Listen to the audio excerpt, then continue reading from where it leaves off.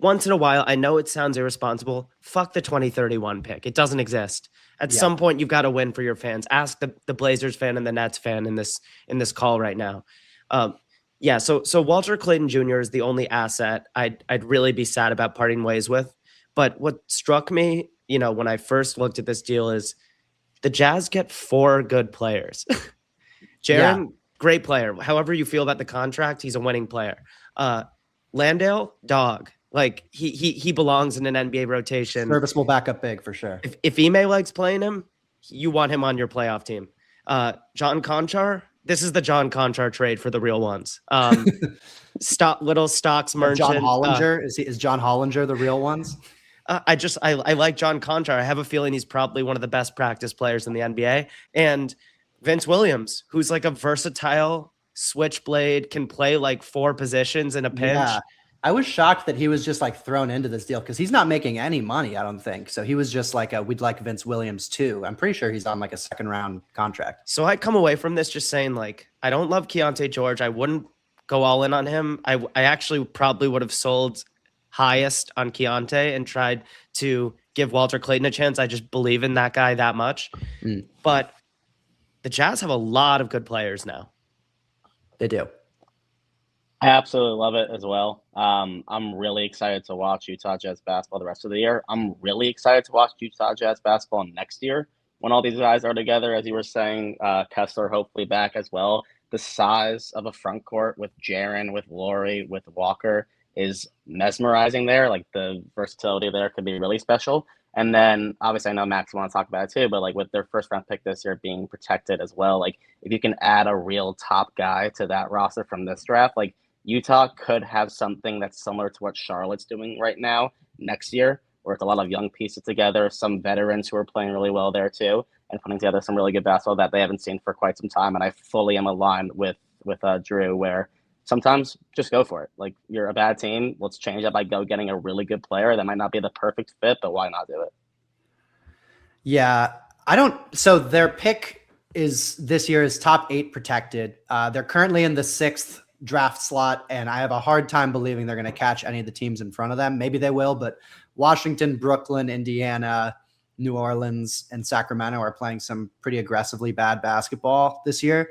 Now they're 4 games up tank wise on Milwaukee and Dallas and Memphis. So like with Milwaukee and Memphis bottoming out, I'm not sure either of those teams are going to catch Utah in the tank race.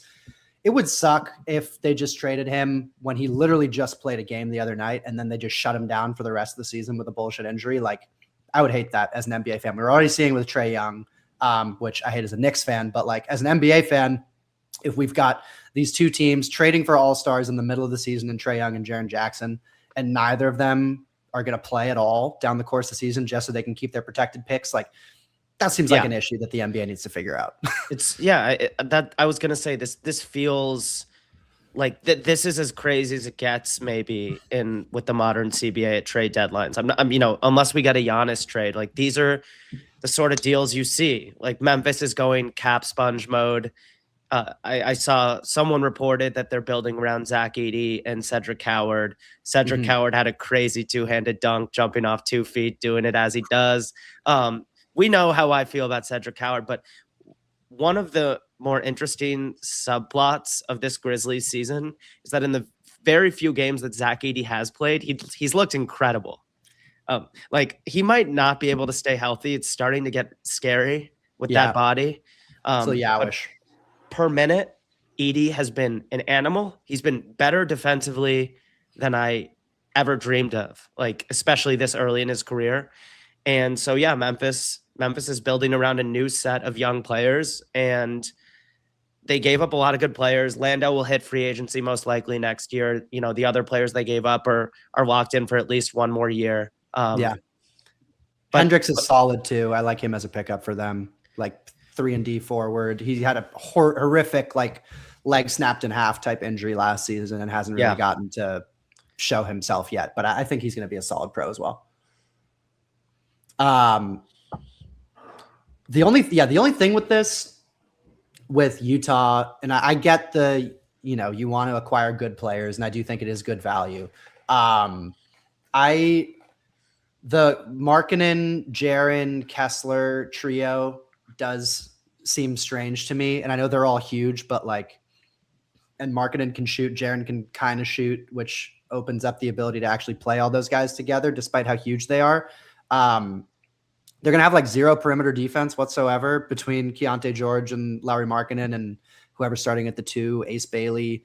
Yeah, there's your other guy, coach, Ace Bailey and James Harden. I don't totally understand. I mean, I guess they can funnel all of the perimeter guys into the Walker Kessler Jaren rim protection duo, which is quite formidable. And Kessler and Jaren as a duo, I think is awesome. But I do still feel like that. I'm not positive Lauri's going to be there for the long term, or they're going to pick like 2 out of those 3 guys. But then the other thing is this whole thing now hinges on them hitting on their first this year, keeping their first, and then using it to draft some elite perimeter creator, whether it's Darren Peterson, who we're going to talk about, which is a low likelihood at this case, but anything's possible, just in terms of lottery odds. And then some other guys, Keaton Wagler, Kingston Flemings. Like if they get another point guard or 2 guard who like really hits, and they can plug them in between Keontae and their 3 bigs now. So yeah, it's an interesting trade. It's a weird trade. I think there's still going to be some stuff that filters out over the next couple of days that might clarify the approach a little bit more for both teams. From the Memphis perspective, I think it's just crazy that Ja Jaren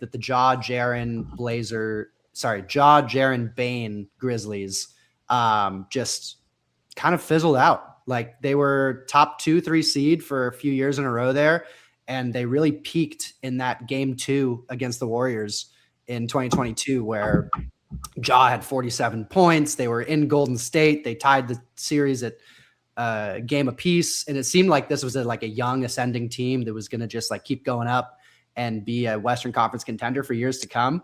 And then they never won a playoff series again. Ja had the whole gun fiasco and then injuries.